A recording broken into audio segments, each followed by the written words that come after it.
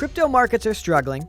Bitcoin's gone from 120,000 to around 70,000. Ethereum's gone from 4,500 to 2,000. It's entirely possible that we are in a bull market with this time a 50% drawdown. As Bitcoin has come down, and now people are going, there's no future for Bitcoin. Ethereum is dramatically undervalued. I believe Ethereum is most likely to be the next trillion-dollar crypto.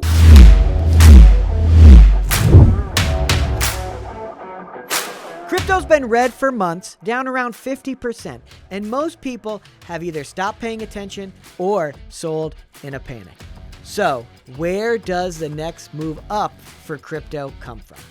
And does Bitcoin stay king, or is Ethereum the network powering everything and about to take over? This is Top Stocks. Today we're breaking it all down with one of the top experts in crypto to talk about not a stock, but one of the most important assets in the digital economy, and that's Ethereum. I'm an investment analyst and economist with over 2 decades of experience, but more importantly, I have a huge, experienced research team at Stansberry Research that has done all kinds of incredible things. They've predicted the dot-com bubble and the financial crisis, recommended Berkshire Hathaway at $56, it's at $500 now, recommended Nvidia in 2016, Bitcoin in 2017. This is just what we do. Eric, I want to start with this. When people talk about the greatest speculations of all time, they talk about Michael Burry shorting the housing market, and they talk about George Soros shorting the British pound. For my money, greatest speculation of all time is wallstreet.com. Can you tell us that story? Well, thank you for having me on. And I'm going to push back a little bit on that just because it turned out to be fantastic. You put $7 in and you take over $1 million out. Turned out to be fantastic. But like a lot of things that I've been fortunate with in my life, we were just trying to solve a problem. My name is Eric. And even at that time, 1994, trying to get any kind of email address that had the word Eric in it was outrageous. It is impossible. So a friend of mine from high school and he said, why don't we just get a domain and you could be Eric at whatever that domain is because you'll own it. And that was kind of a new concept to me. I was online a lot, and obviously I knew what email was, but the idea that I could be Eric at something. So I said, well, my clients call me Wall Street, half jokingly, and I was a stockbroker at the time. So we got wallstreet.com, and I became Eric at wallstreet.com for my email address. And a number of years later, the world beat a path to our door, and history was made. We sold it for over $1 million. And that's crazy. And I bring it up. I think it's such a cool story, but it also tells us a lot. We're going to talk about crypto today, and it has 2 things to me. One, anybody could have bought any domain and everyone saw, oh, they're cheap, right? But not too many people were like, no, this is going to be a big thing, right? You had to see around that corner to say, oh, I should scoop some of these up. And the other thing that relates to crypto, I think, is it was $7. And if you were wrong, who cares, right? Right. But the upside was so astronomical. Like, that's what you're looking for. You're looking for low risk, low return. And I think cryptos offer a lot of those things. So, I mean, I think it's, it seems like a funny aside, but it really kind of shows the way you think about things sometimes. Well, if I can, there's another, let's say, loose analogy with it too, which is the gap between 1994 when we bought it and 1999 when we sold it. Everybody knows that story, and they think, oh, it was just that simple, right? Buy something cheap, wait till everybody wants it, and then sell it. But in the middle of that, there was actually a lot of questionable legal standing. And we were getting hit all the time by people telling us that Wall Street, well, that was Wall Street Journal's property, et cetera, right? They called us squatters. They called us... Crypto went through that as well. There's been a time when just buying something, just holding something, that's the easy part of the story. But other people have come around and said, no, you're using it for crime, or you don't own that, or the government can come take it all away, or something like that.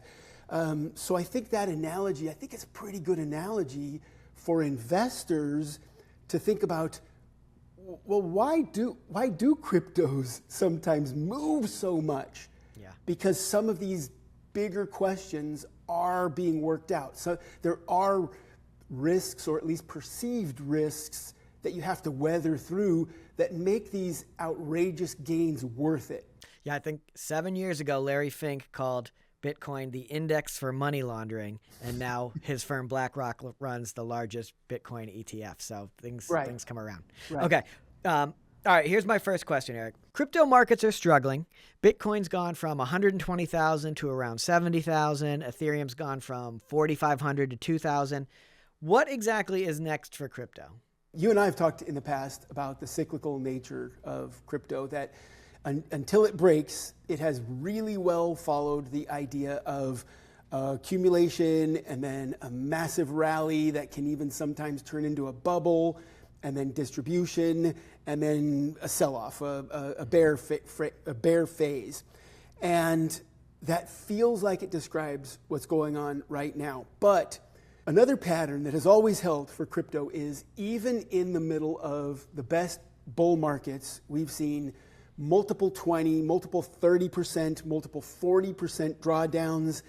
And it's entirely possible that we are in a bull market with this time a 50% drawdown within the bull market. And I understand for equities buyers that sounds ludicrous, right? Well, you can't be down 50% and still in a bull, because just dropping 50% invalidates most bulls in most markets, right? Okay.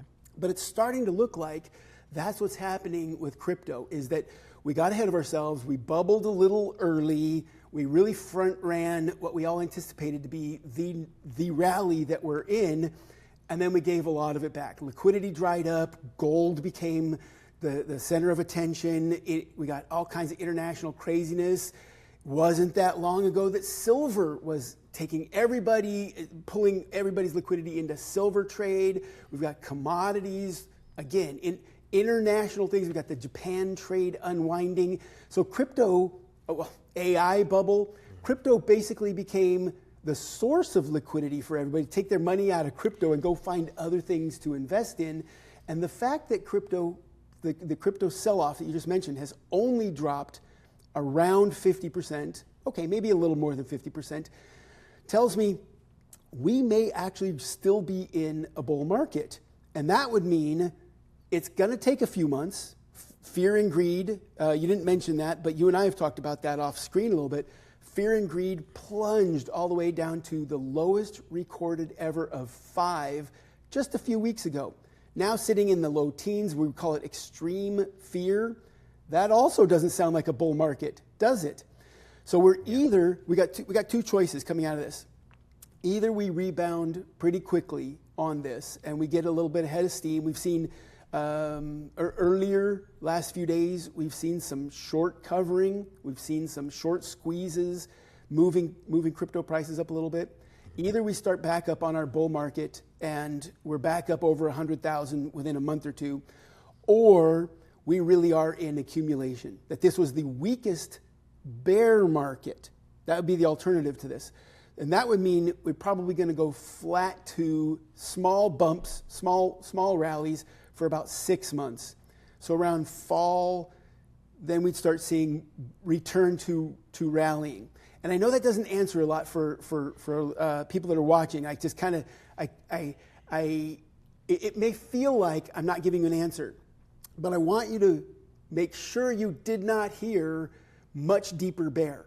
Because right now, with as fearful as everything is, and as much selling as we've seen, the bottom has sort of held. We've had 3 bounces off the, let's call it in the $60,000 range for Bitcoin, in the $1,900 to $2,000 range for Ethereum. We've bounced off of it now 3 times. That's a pretty solid support level.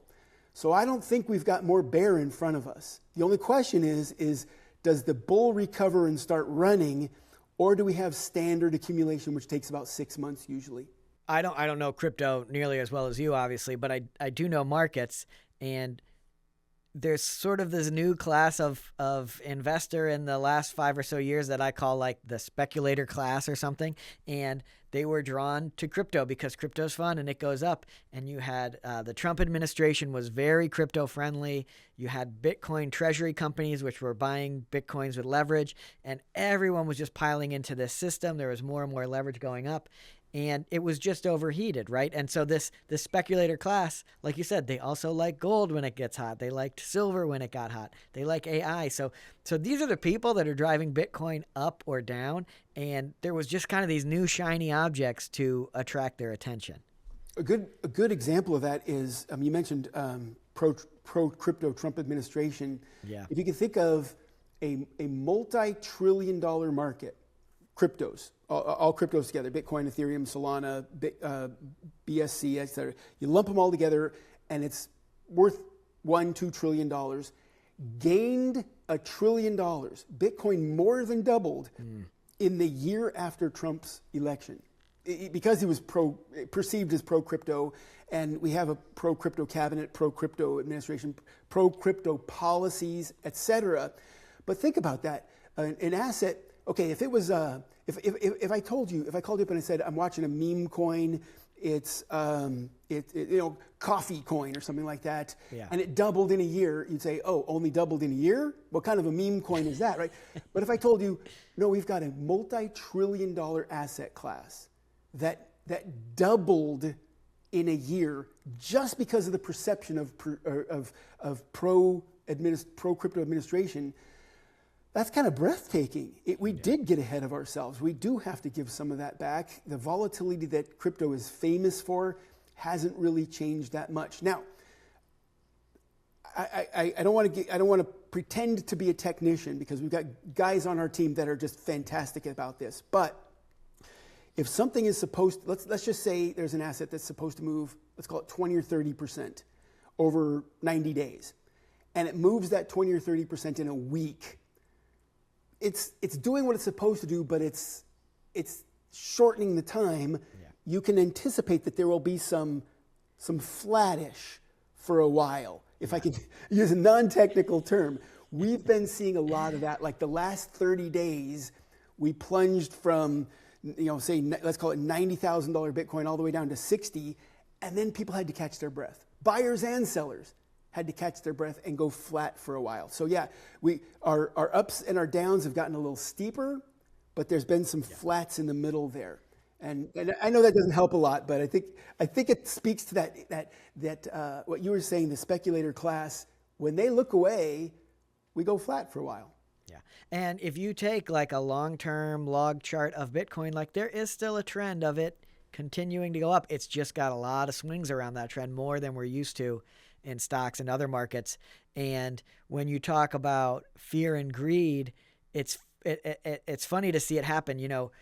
As Bitcoin has come down, the story that people are saying has changed from, oh, it's a pullback, and now people are going, there's no future for Bitcoin. The reason it exists doesn't hold anymore. And you can sit there as someone who's watched markets for a long time and you're like, that is clearly when people have gone too far. Now, we're going to talk about exactly what Ethereum does and why it, what value it actually provides. And there are still people, Eric, we were at a conference in Las Vegas hosting one, a few hundred people. And I don't know if you were on stage with me at that time, but there was a guy who raised his hand and was saying, you haven't convinced me why Bitcoin should exist and what it should do. And we're kind of like, well, we're not trying to convince you, but this guy just would not accept it.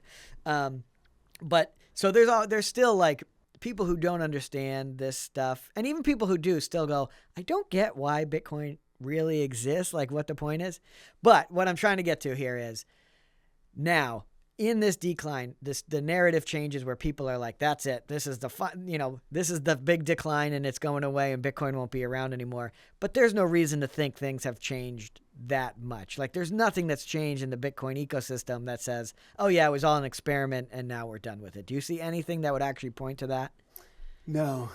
And I don't want to oversimplify it, but since Bitcoin first began, some of the early sell-offs, let's say from $11 to $1, for example, 90% drawdown, Bitcoin's dead. right? And then again, you see a $100 to $10 sell off. Bitcoin's dead again, okay? It's a cat. It got up, it walked around, and then it died again because the sell-off was just so bad. And then you got the $20,000 peak down to in the 3,000s. It was for sure dead that time, 2018.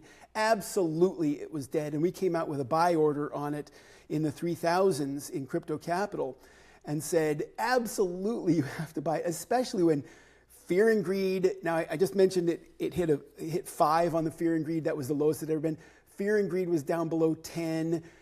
Relative strength was dramatically oversold. And the only thing left to do was wait for the demand to catch up. Because there are people who are using it every day, who trust it more than they trust banks.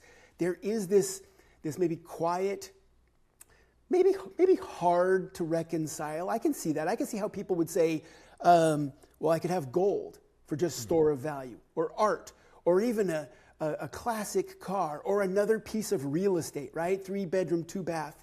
There's all kinds of choices for store of value. What do I need this weird digital coin for? But then there's another cadre, another group of people that say, yeah, but I don't have to maintain my Bitcoin. And I know I have it. I can carry it in my pocket. I can send it to my brother, et cetera. So that's what we're starting to see, is this division where the people that define it for its value as a store of value are starting to fall in love with what it can do that nothing else can. I like gold. We have gold in our portfolio, tokenized gold, but I like gold. But there's a great picture of me floating around of me holding a 40-pound bar of gold. Sounds like a lot of gold, right? What's 40 pounds of gold worth? Less than $250,000. Yeah. Right? So 40 pounds is no joke to carry around. As someone who loves gold, I would hate to be having to send someone $250,000 worth of gold. And then I'd, on the other side, receiving that. If someone sent you $250,000 worth of gold, how do you even trust that it really is gold as soon as it leaves custody, right? Well, Bitcoin solves that. So whenever, and that's a great question. I love it when people ask the question, but whenever people say, what does it even do? Well, what it does do is it allows me to send value as long as the value is perceived on the other end. Granted, just like gold, just like real estate, just like art, we start having those kind of real asset considerations that we have to consider, right? But I can send it over the internet in 5 or 10 minutes.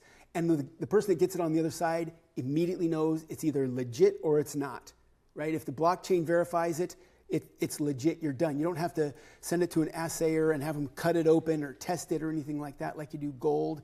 You don't need a title policy like you do with real estate. Imagine buying a $250,000 painting right now. How confident would you be that it was real? I don't know, but with Bitcoin it either is or it isn't. And so that's, and all the cryptocurrencies actually, that extends over to Ethereum and Solana and Binance Smart Chain and all that. Once you know what you have, that part is indisputable. So that's an aspect of it. It's not sexy, it's not fun, but that's an aspect of it that I would think a question asking, a skeptic, a doubtful investor, anybody who's ever been burned before, I would think they would appreciate that. If nothing else, they would appreciate if someone sends me Bitcoin, I have Bitcoin. No questions asked. No verification. Well, the blockchain does the verification of it, but I don't have to take it to an expert to get it verified that this really is what they say it is. That has value, right? Well, turns out it's got over $1 trillion worth of value because a lot of people are buying Bitcoin and holding on to it, and they've pushed the value of the asset up over $1 trillion. A lot of people kind of understand Bitcoin. They might own some. They kind of know what it does, but they don't get, as much people don't understand what these other cryptos do. What does Ethereum do that Bitcoin can't do? Do you remember when you were a kid, a telephone in the kitchen, and the phone rang, and you ran in, and you answered the phone, and you could wander as far as the cord let you, right? All right. Remember a kitchen phone? Yeah, of course, of course. What did it do? It allowed you to talk to your friends, communicate, etc. Okay? And then you got one of these. And you can still call your friends and talk to your friends, but there's a computer in here and it does things for you. That's Ethereum. Ethereum is a network and a computer. Now, you could think of it like a global computer because there's 10,000 Ethereum nodes out there, more than 10,000. Some people count it as high as 100,000 if you say, well, in the last month, how many have been online? 10 to 14,000 Ethereum computers out there in the world, spread around the world. About maybe 40% of them are in America, and then you got Germany, Singapore, China, Russia, around the world running Ethereum nodes. Well, those are computers that can conduct transactions and can actually make calculations and do things for you. They call them smart contracts. So the easiest example would be if you and I agree to something. Now, let's say you're on the other side of the country, and I'm renting a house from you. We're going to go on vacation in your summer home or something like that. A smart contract could be as simple as just, if Eric pays, then my automated door opens. Okay. So I send you the money, and the Ethereum network says, yep, we received the money, and we open up this cabin so that you don't have to fly across the country and hand me the keys and open it, right? You follow the if-then logic of that, right? Is yes. If Eric does something, then this other thing would happen. So we've got this global computer that's networked a million different ways. I can talk to it on my phone, I can talk to it on my computer, and I can tell it, send Matt some money, and Matt can say, and write a little contract that says, and if that money shows up, then go ahead and unlock the cabin so he can stay at my cabin or something like that. And I think people understand that aspect of it, right? Because we've all done that kind of transaction. We've Western Union some money, we've ACH some money to somebody, and then or even through an escrow. If it's a lot of money, last domain name that I sold, I was dealing with someone that was in the UK, and we used an escrow. And an escrow is a lot like that, right? If the money arrives, then you hand over the property, and then I get paid.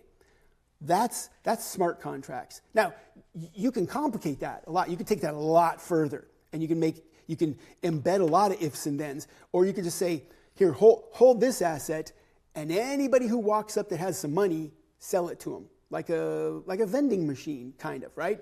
Here's an asset sitting here, and anybody that walks up that pays me, sell it to them. You can do all that kind of stuff with blockchain. And you could we mentioned I had gold in my tokenized gold. Well, someone thought, let's take that smart contract ability and we'll own some gold, and we'll put the title to that gold on the blockchain. So that anybody that shows up with, what is it now, $5,200-ish, they can have that ounce of gold that's pre-tokenized. So in that vending machine argument that I was making, that you put money in, you take something out, an ounce of gold, and that gold can be held in a safe for you, etc. We've got real estate on chain now. So those smart contracts that allow you to buy and sell or change or move value, basically using this world computer that's on Ethereum and a lot of the other blockchains, that has really started to grow the value. Back to our person who says, I don't see why you would need this. Well, if I want to do business with Singapore, I can send money over. They know when they receive it, what the money is. They can do business with me back and forth. It's just like doing business over the internet, but without Visa in the middle, or without American Express, or without. Well, let me try to encapsulate this a bit and see if we can get a little more concrete. So, Bitcoin is digital gold, and it uses the blockchain to say you own it or you own it, and that's kind of the end of it. What Ethereum does is it uses that same blockchain technology, but you can do things with it. You can move things around. You can assign ownership to one person or another, and you can have it execute different kinds of transactions. So it has functions that Bitcoin doesn't have. And where I get stuck sometimes trying to figure this out, until I followed cryptos very closely back in like the ICO days, and then I've owned a bunch of them, but I kind of fell off keeping track. So that's why I'm excited to talk to you. But in the Ethereum world, like a lot of it was, well, I could borrow in crypto, right? Or I could, I don't do much business with Singapore, right? So a lot of these things, like I know cross borders are cool, but what has actually been built? Because now there's some big names like that people will know of things that are built on Ethereum. Their entire businesses, their entire organizations that run on these smart contracts. So what are some of the most successful projects or some of the things that people are actually using that have been built on the Ethereum network? Well, you already alluded to the number one use right now of blockchain. And this isn't going to last forever. I think there's a new number one use coming in the next year or two. Could be as fast as 2026. But the number one use right now is lending. I have an asset, gold, treasuries, real estate, other cryptos, etc., and I deposit those into a smart contract. Those are those little programs that we talked about, and then I could borrow against it, like a stable coin. I could borrow a stable coin against it. So let's put all that together. Let's say I have a Bitcoin, and I bought it at $3,000 when Crypto Capital told me to, and now it's worth $60,000, and my daughter wants to go to college. My daughter needs braces. My boat sprung a leak, something like that. But I don't want to sell my Bitcoin because as pro-crypto as this administration is, you still don't want to trigger a big tax. With most assets, you'd tell yourself, well, why don't I just borrow against it, like an equity loan or something like that against my house or something like that. You can with crypto. That's the most popular use for smart contracts right now is lending. So I take that Bitcoin, I deposit it into a smart contract that allows lending, and let's say it's, what is it now, $70,000, $65,000 to $75,000. I borrow $15,000 against it. Sounds a lot like a home equity loan, right? Like whoever out there is in the sound of our voice has probably been through that process where they say, well, my house has equity, can I tap that? Or maybe a car, you took your title to the credit union, or you've got some other valuable assets that you borrow against. We're all familiar with that, right? My asset is valuable, and I don't necessarily want to sell it and lock in that price. I borrow against it. And that's the number one use for cryptos right now, for the smart contracts of cryptos, is lending against anything that's been tokenized. So who's using it? Who's not? We got BlackRock has started building funds both for blockchain, so they can get blockchain coins into the hands of their customers, but also on blockchain. They're building money market funds.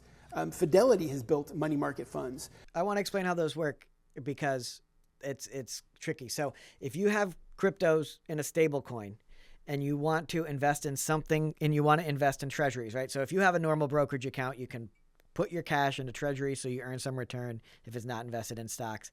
If you have stable coins, you can actually go and put them in, I think they call it BIDL. It's BUIDL is the BlackRock one. And this is extremely complicated how they set this up, but these are tokenized treasuries. So they take treasury bonds, they attach them to the token, and now you can buy them in a crypto account and hold them and get treasury returns, right? And this is all built, instead of coming up with their own network and their own blockchain and their own system, it's all built on Ethereum. And that's just one, that's one that shows how the adoption is spreading into real financial markets. Exactly. And we're starting to get to a point where, I think people watching this will appreciate this, is money markets are, what was that old saying about children should be seen and not heard or something? Okay. Like that? Money markets are for a lot of us, it's the boring part of our investment setup, right? That our dry powder, as you get closer to retirement, maybe you build up more into your money market fund. For a long while, money market funds were performing so poorly because our interest rates were so low, especially, let's call it the early 2020s, when everything was just false economy after COVID. But then money market funds rates started perking back up over the last few years, right? Unfortunately, it was because we had inflation, but all of a sudden we started having 5% yield on our money market funds.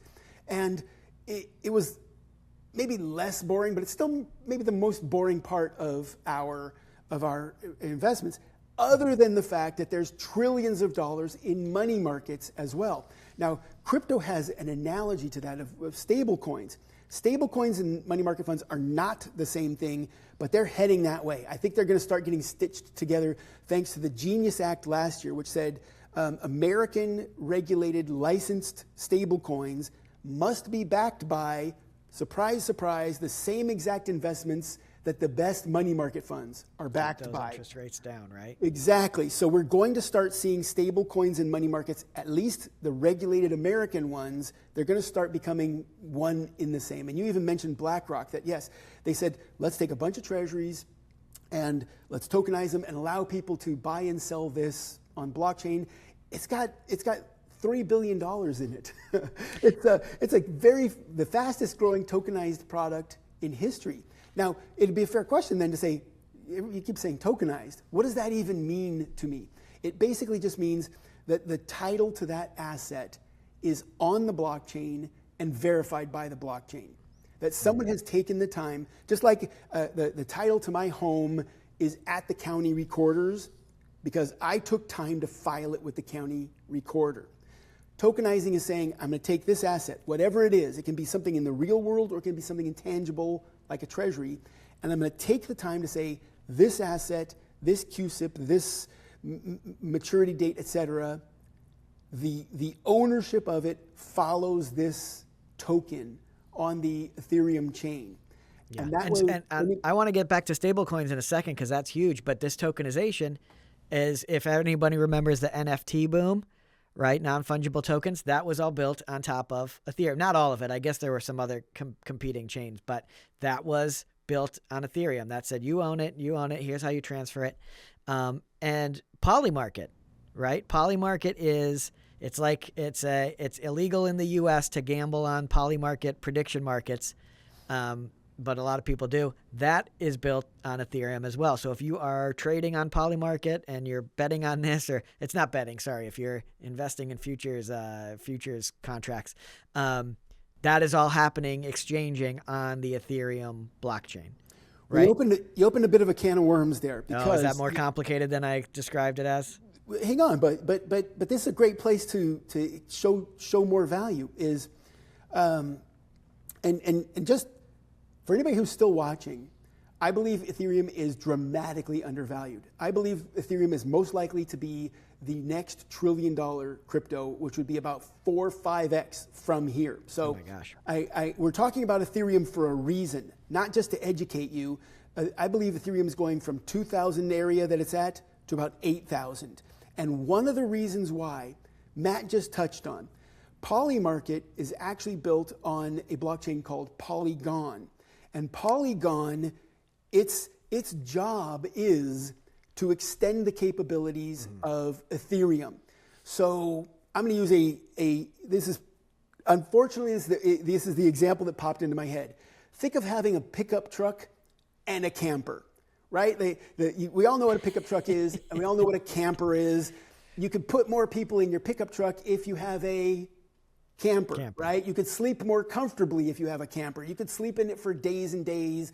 You could maybe even shower, etc. So Polygon is not a camper, but it serves a purpose like that it extends the value of Ethereum. So faster transactions, like Ethereum takes 12 seconds to verify and lock down a transaction. Polygon's faster than that. It can be a second or two.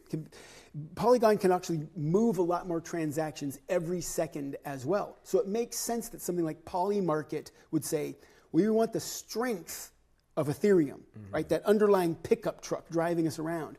But we want the speed and agility of Polygon. So they built on Polygon. Polygon does the transactions and then rolls them up to Ethereum, just like when you put that camper on the back of your truck. You say, now my truck has more capabilities.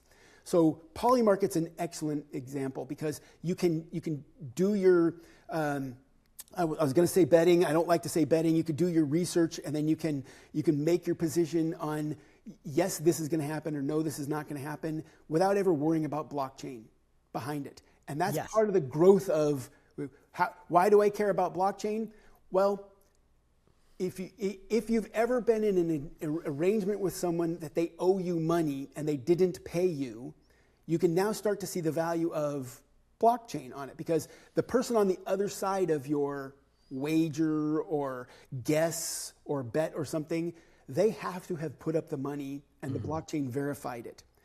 So if you are on Polymarket or Kalshi, that's also on chain, if you are on one of those, then you're better assured that you're going to get paid if you're right. I mean, imagine taking the 100-to-1 odds on something, and the other person thinks, "Oh, I thought I had a gimme. I took 99, expecting I'd make 1%, yield in a week or something." What if they don't want to pay you? Well, they don't have that option, and that's one of the strengths of blockchain. If the smart contracts are built right, and another strength of blockchain is you could check that stuff out. Whereas if you go ask DraftKings to verify how they conduct their business, and they'll say, "You don't have the clearance to see our code, but code that's written on the blockchain, you can see it." So there's another value on it. But I really went all over the place with that example, didn't I? No, that's great. I mean, just to talk about why this worked for this business. In the old days of sports betting, I'm old enough to remember like opening accounts on a Costa Rican site and like having all and then they would just evaporate. And if you had winnings in there, they were just gone. And part of why Kalshi and Polymarket were able to grow was because of crypto and because of the blockchain, you knew that they couldn't do that, right? Like the money doesn't actually sit in Polymarket's accounts. But so that's a feature where before we move on from that, I'll say, okay, to be perfectly fair, because I don't want to just leave that out there, is I'm not saying that it's impossible to rip people off thanks to blockchain, but I am saying at least the burden shifts over to where at least you have an opportunity to read the contracts. Now, just like terms and conditions, when we all sign up for anything online, you can read the terms and conditions, but sometimes we do, sometimes we don't. But no, it's not sometimes we do, Eric. You know that. If it's open source software, or if the smart contracts are published, then you can check that out. Well, I said the biggest use of blockchain right now is lending. Absolutely, those contracts are scrutinized. So one of the other things, I want to get into stablecoins because this is a huge opportunity. But one of the issues is, all this stuff is so complicated, right? Oh, are people going to adopt this? It hasn't been easy to do, but to go back to Polymarket, and Kalshi, that's an instance where it shows like, oh, you could, as technology progresses, as they develop these things, they make it more and more user-friendly. And to me, it's kind of like thinking about wallstreet.com. What is that going to be worth? Well, if you realize what's coming next, like, yes, this is a huge opportunity. And I always think about when I was a big fan of Netflix in the early days. And I remember when they first started streaming, and I go, well, why are people aren't going to sit on their computers and watch a movie? Like, this doesn't make sense. Like that's, and you had to picture, oh, well, it's going to be on their TVs, right? It's going to be on their phones, right? So you have to look at these tools and go, they're going to get easier and easier. And that's where blockchain comes in, because I want to quote, I have a quote from Stripe. Stripe is a multi-billion-dollar payments company. They essentially run payments on the internet at this point. And in their annual letter, they said, "It may be a crypto winter, but it's a stablecoin summer. After a decade of stablecoin volumes tracking crypto asset prices, last year saw a clear divergence, and stablecoin payment volume doubled to around 400 billion. So stablecoins are just coins that keep their value. They don't go up or down. You're not making a bet. You're not making an investment, but you can use them to transact. And you used to say, this is so difficult. Who's going to do this? But as a behind-the-scenes rails, right, especially like B2B transfers of money, they're starting to make total sense. And the biggest stablecoins are built on Ethereum, right? Yes, absolutely. And Matt's talking about stablecoins. They are tokens that hold a dollar value or a set value. We've got stablecoins that are pegged to things besides the dollar, but far and away, 90+% of all the stable coins are pegged to the dollar. And I don't know if have this up-to-date stat or not, but we're talking about almost $300 billion worth of it. So when you think about the crypto industry, famous for, you touched on NFTs, memes, right? Those are the ones that get the headlines. Famous for volatility. famous for 50% sell-offs. We opened this talk with someone who looks at cryptos 18 hours a day saying, well, we're either in this or we're in that, right? We're 50% sell-off and we're not even willing to call it a bear, right? We've got all kinds of things about cryptos that are headline worthy. And then we've got $300 billion worth of crypto that doesn't change in value at all, right? There's no herd running into it and pushing the price up. There's no influencers on YouTube saying, hey guys, et cetera. Nothing. It's $1 when you buy it. It's $1 when you sell it. Now, some of them pay a couple, 2, 3, 4, maybe up to 8% yield. That's also kind of boring, right? But we've amassed nearly $300 billion in this exactly for what you just touched on, is moving money from person to person. Stablecoins make a lot of sense. Moving money from bank to bank, we're going to start seeing a lot of stablecoin action on that. Hasn't really started yet because we don't have the Clarity Act yet. Famously, last year, the American regulators the lawmakers passed the Genius Act, which said it's okay for companies and banks to hold these blockchain assets. But then they didn't go out and actually make rails for it to happen. And almost like banking with no ACH or banking with no FedNow or something like that, right? So I think what we're coming up on is, I'm going to call this the PayPal moment. PayPal obviously has their own stable coin as well because they see what's coming as well. But you remember back in the early days of eBay, people could buy and sell peer-to-peer from each other, right? You have a Pez or a Pan or a car or something, but it was very challenging, very difficult. And then PayPal came along, and PayPal said, you just attach it to your bank account, we'll pull some money in, and we'll send it to the guy on the other end.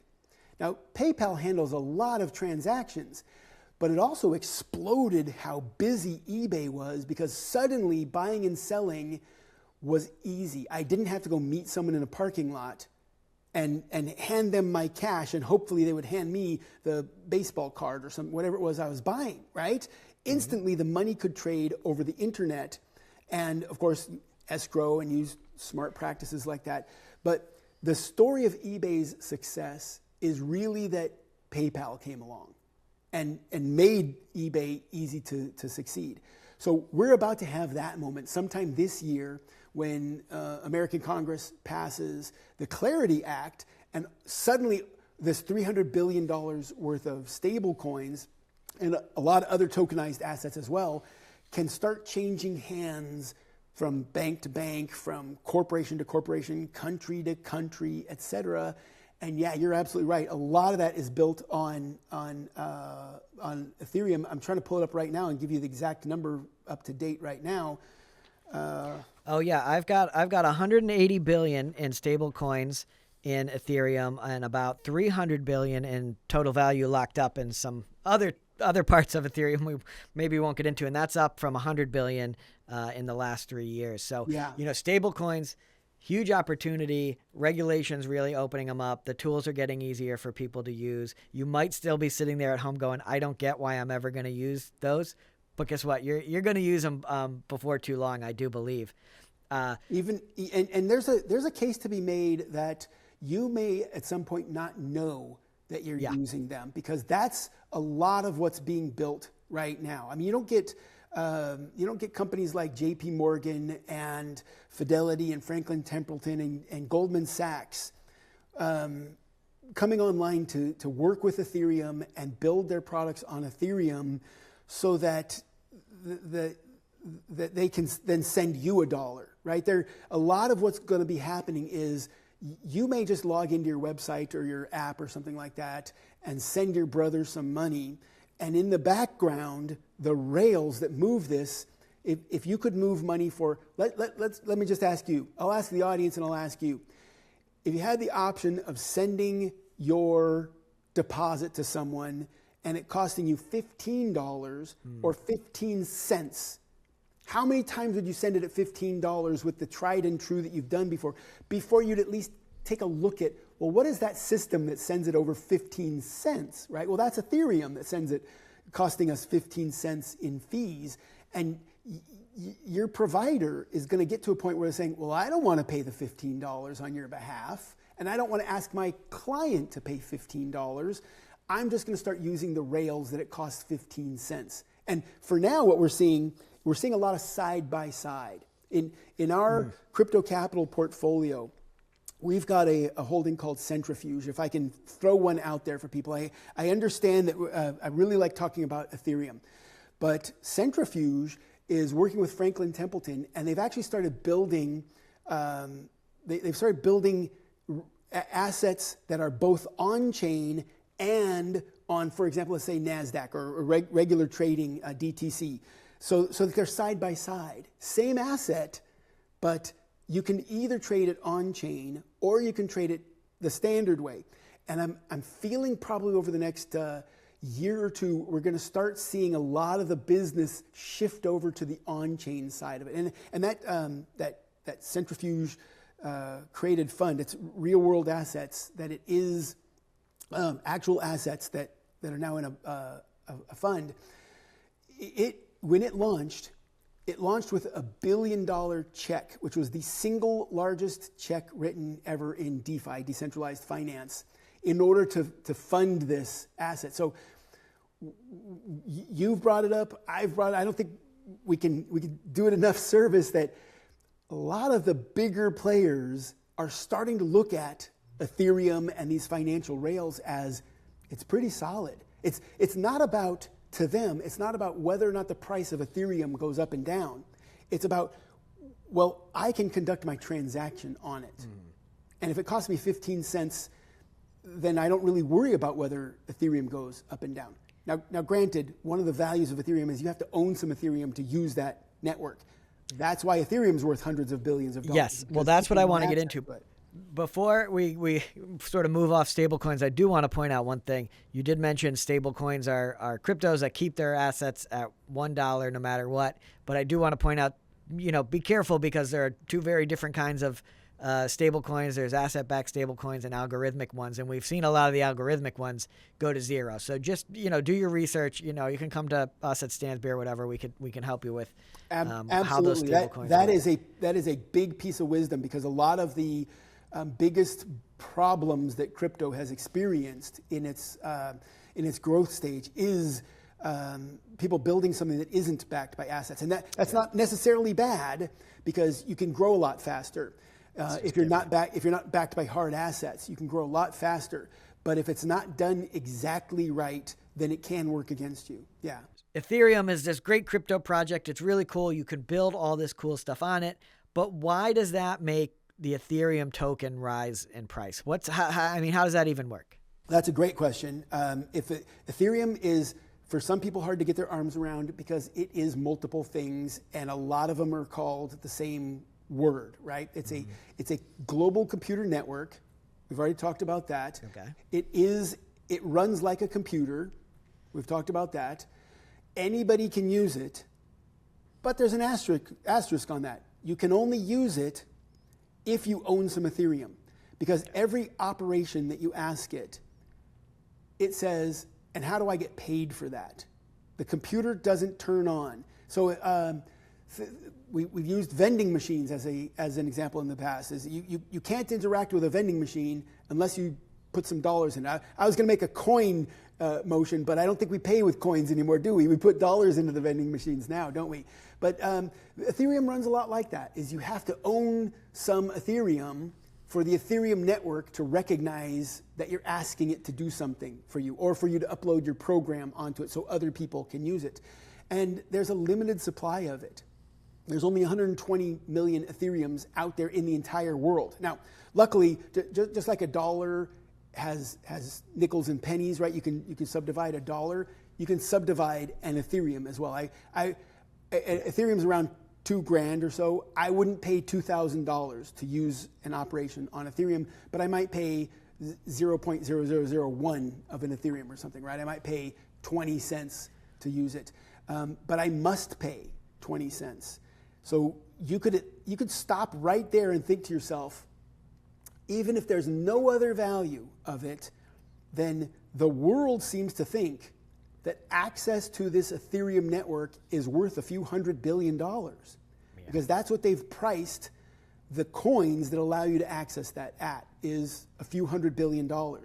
Okay, so here's how I like to think about it, Eric. Let's forget cryptos for a minute. There are things that have like real value, right? And if when there's a war or society collapses or something, you might want to own gold, right? Because gold is a real thing and you can use it to buy stuff. And you might want to own oil because, oil can be used to create energy. It can be used to move things. Like you'll want to have food too. But I think those things have real value in themselves. Water. And so water, exactly. And Ethereum, the fees you pay is called gas, which I think is a useful analogy here because Bitcoin is like gold. If everything goes to hell, you can use it to buy stuff if people still accept it. Maybe they will, maybe they won't. Ethereum is like gas in that you can use it to do things, right? You can use it to do stuff on this Ethereum network. So it's sort of like a commodity that is useful for performing some kind of work. In this case, it's transferring financial assets around the internet. Right. And I'm glad you brought that point up about the utility of it, because one of the things I've said in the past is I think Ethereum might be one of the most elegantly, most sophisticated designed utility assets that we have. And we're probably talking to people who have a range of assets. I love art. The utility I get from art is looking at it. And I know there's a point in the art collecting world where you get to where you can't look at it all and you start storing it. So then its utility is not admiring it. I like gold, and gold famously has some utility. You can turn it into wire or jewelry or dip your connectors in it for your computer stuff. So real estate, another asset that can have some utility. Build a house on it, put a drive-in movie theater on, etc., right?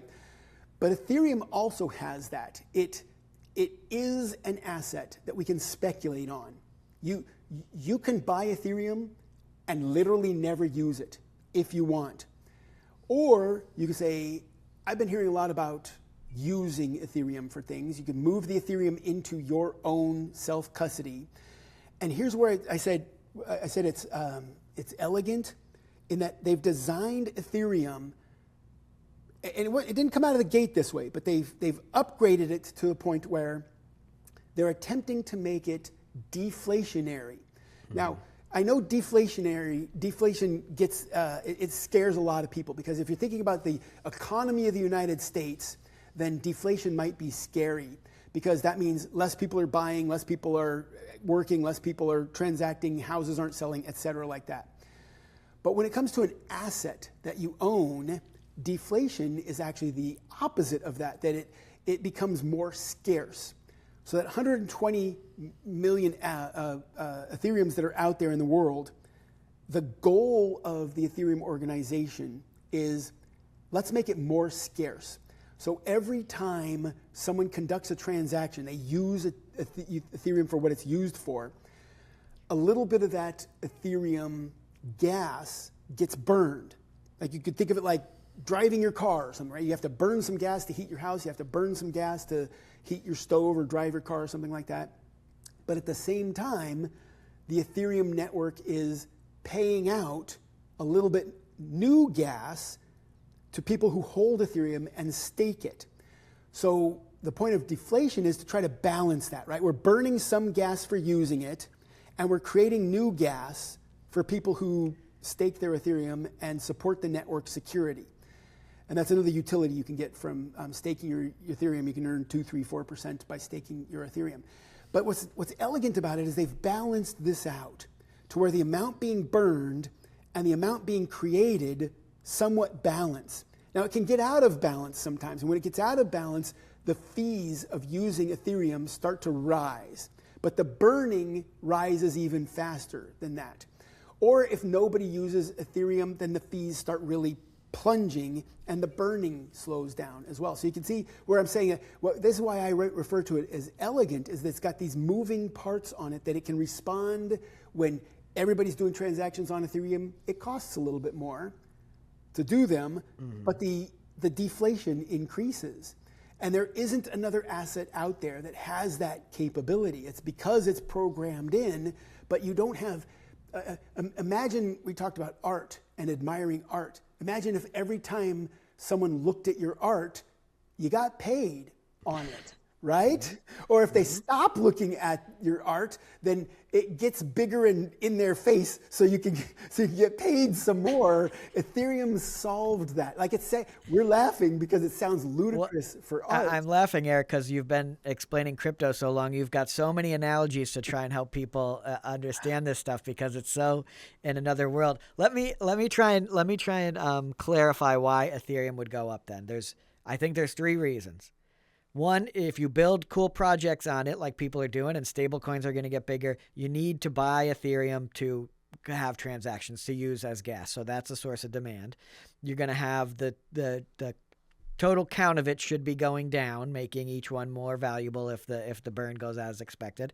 And you can stake it for earning interest of 2, 3, 4, 5%, which is something you can't do with Bitcoin. So that's just a nice natural level of compounding in your account, which is how you grow wealth, is compounding over time. So are those the 3 drivers that are really pushing this thing, whether it's up or down? But we're on the upside of this one, I think. Are those what are pushing it mostly? Those are. And then if you compartmentalize inside those, what is it being used for? We already talked about a lot of lending. A lot of stable coins are built on it, and I don't think we've even seen just the smallest portion of what's coming our way for stable coins. There's also eventually, and I tease about this, that the roadmap for Ethereum as of just late February now includes making it quantum resistant. So imagine a global computer network that quantum computers can't attack. That'll be a value of it as well. There's $300 trillion worth of intangible stock and bond assets out there in the world that could move on chain. And right now we're in the, $30 billion or something like that range. So what is that, 10,000th of a percent of it or something, 1,000th of a percent of it. So there's a growth opportunity as well. And they're gonna need some Ethereum to protect that and trade that. And then we haven't really talked about this because I know a lot of people, it's all we heard for the last 2 years is AI. But so people get tired of hearing AI is gonna this, AI is gonna do that. But AI agents and cryptocurrencies are a match made in heaven. We've all experimented, or at least you should have by now, with the chat models of AI, right? Ask it a question. It's like a Google search on steroids or something like that, right? It does such a good job with that, and it remembers some of your conversation, and it helps you reason through things.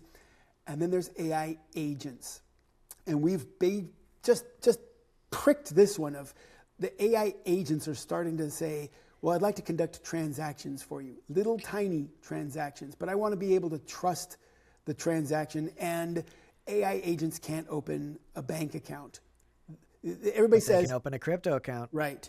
Everybody says, well, you could have your AI agent book a flight for you. And I say, well, I would love that because I like flying the way I like flying, right? If it's over 2 hours, it better be an aisle seat. I don't want to have a bunch of stops, but I'll stop in certain places because they have a nice United Club, stuff like that, right? I want an AI agent to learn how I fly and make that transaction for me the same way every time. But how does it pay for it? Well, do I want to give my AI agent my credit card? I might. I've done scarier things with a credit card. But a blockchain wallet that only has enough money in it to make that exact flight, perfect. Where's my risk? Book my flight, pay with blockchain, and we're done. And a lot of that is being done. Now, there's faster and cheaper blockchains to use out there than Ethereum. I know a lot of people probably scoffed when I said, oh, I'll pay 15 cents or 20 cents. And they scoffed and they probably said, yeah, well, I pay less than a penny for my blockchain transaction. True, I'm sure you do. There's a whole industry built up around making Ethereum faster and cheaper. We already talked about one of them, Polygon. There's a lot of business. In fact, so much business that 99% of the business that happens on Ethereum is actually happening on Ethereum's partners rolling them up. And AI agents are starting to sniff that out. They're starting to say, I get the security of Ethereum, but if I use something like Arbitrum or Optimism or Polygon or something like that, then I get these extremely fast, extremely cheap transactions and the security of Ethereum. So I hope I didn't lose too many people by saying, I've been trying this whole time to talk about things that are built that you may just have not heard about, or maybe heard about it a month or 2 or 3 or 6 months ago. I've been trying to really talk about things that are there and are happening when I talk about what, because I know I threw it out there. Ethereum is going to be worth 4 times as much. Everybody else is saying we're done, we're cooked, crypto's over, it's never going to recover from this. And Eric Wade comes on and says Ethereum is going to $1 trillion and it's probably going to be $10,000 within a year or two, something like that. I've been trying to give you things that are real and happening. And then I start talking about AI agents. And people are like, okay, you lost me there. Why would I want to say, book me a flight to my phone, right? A lot of people aren't there yet. But the state of technology, it is getting there. It's getting to the part where, and the same argument that you made for stablecoins, we may start seeing AI agents that maybe we're not talking to them, but maybe our travel agent, do any of us even have travel agents? Our service providers might start using them. Our service providers might start being them. I've built an AI agent that I use literally just for my health care, keeping track of every supplement I take, every workout I do, etc.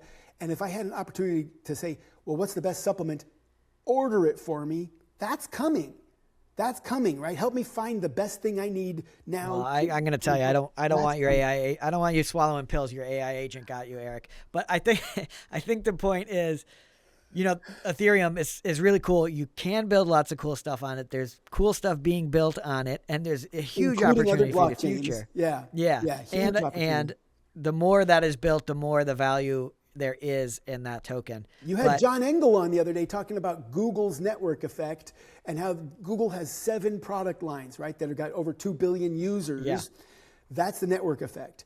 And that's the network effect that Ethereum has. Is that Ethereum is so powerful that other blockchains have said, we're going to build on Ethereum. Coinbase has a blockchain called Base. Coinbase, the one of the busiest, largest crypto exchanges out there, regulated public company in America. And they said, well, we're going to build our blockchain so that it's Ethereum compatible. Yeah. So many other blockchains are saying, if you're not Ethereum compatible, you've got to build that into your ability, because Ethereum really is, it's the Ford F-150 of blockchain. It just does so much for so many people. And if you're a Chevy guy, it's the 1500. If you're a Ram guy, it's the 1500. I know they're all great. American muscle trucks are all great. But yeah, that Ford F-150 is it's so much you can do with it. And Eric, you're a crypto expert. What do you think of all these meme coins, these coins that are just a name and a logo and they shoot to the moon? Like, what we've talked about other cryptos, like where does that fit into the ecosystem and your worldview? Is that, people see that and they go, that stuff's nonsense, right? And I think you agree. I think I definitely agree, other than, and I'm going to take both sides on this coin because they're crazy and there's a lot to hate about it, and it can wipe people's money out. Yes. So after saying that, you'd think, well, what is the other side of the coin? Where are you going with this one? People can lose everything on it. The other side of the coin is, if you imagine startup culture, NASDAQ pink sheets, not NASDAQ, OTC pink sheets from back in the day, et cetera, micro caps, ideas written on a napkin, and then some people try to just pound it out, right? I said startups. All of that also features into this, is that you can start and launch a coin. You can see, and there's a reason they're called meme coins, because something might happen on a news channel or something. Somebody pratfall, falls down, says something silly. Well, you can spin up a coin on that at almost no cost and instantly capture the zeitgeist of what's going on right now. You could capture the meme of the moment. And it's all, in some ways, testing out this technology. And I know I started by saying they're crazy and people can lose a lot of money on it, because let's just say I saw, let's say right now on our conversation, you took a drink of coffee and it blew out your nose, and you sneezed and it came out your nose, and I got a screen capture of that, and I put up a meme coin called Matt drinking coffee or something, right? It's ludicrous, right? But maybe if that moment went viral, and moments go viral, if that moment went viral long enough for me to float a coin out there and make $50,000 off of it, then whoever put that $50,000 in is going to lose it probably, right? The other side of that trade is going to lose it. Well, that's not new. We've had that forever. We've had people buying Brooklyn Bridge, right? I got a bridge to sell you. I got some oceanfront property in Arizona to sell you, et cetera, like that, right? Humans do that to each other, and we can use this technology for it. But at the same time that that's happening, the silver lining of that cloud is we're stress testing our technology. We're figuring out what doesn't work. We're finding ways to determine, to share with each other and to warn each other about this kind of stuff. So the good side of it is it happens in public. And it encourages startup culture. And it encourages people seeking out liquidity and seeking out adoption of, I had this good idea.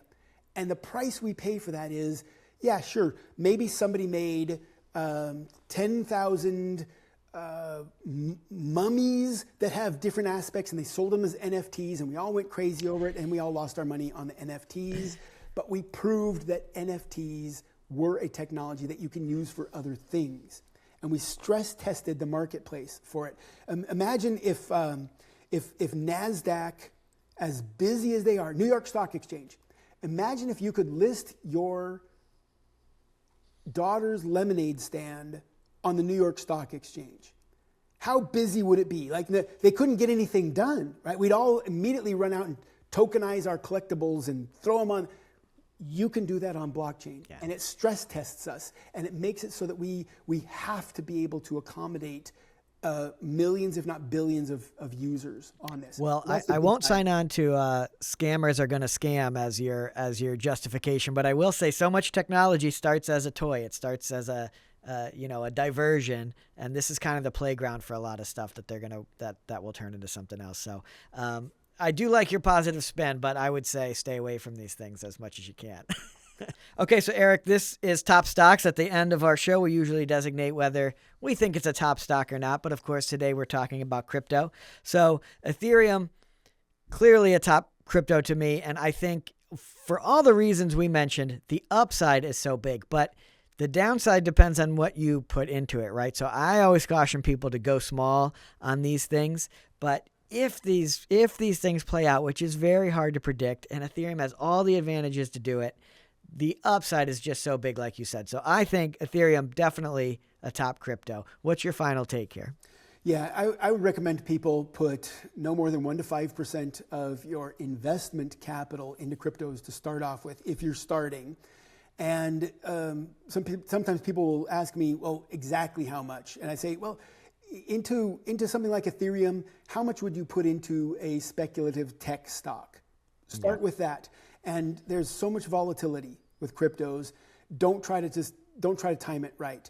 The only buy advice that I can give that always works is to buy when everybody else is very scared and completely oversold. That's a good time to buy. Now. And that's right now. Yeah, and that's really, really hard to do because everybody else is screaming for the exits, and for you to step up and say, all right, I do believe in this long term. I will take a small position in it, whatever you would put into a very small tech stock. And you can also break up your buy. Almost all the legitimate exchanges out there, Coinbase, Crypto.com, Binance, Binance.us, Gemini, Kraken, they all will let you buy on time. You can even buy Ethereum in your Fidelity account or your Charles Schwab account, or even any of the ETFs if you want to buy. You're talking about small, weekly, or monthly. Yeah. Yes. If you're worried that you're going to time it wrong, then dollar cost averaging in works for cryptos as well. Eric, thank you for joining me. Let us know what stocks you want to hear about next down in the comments. Nothing we say today should be considered investment advice and should be used only for informational purposes.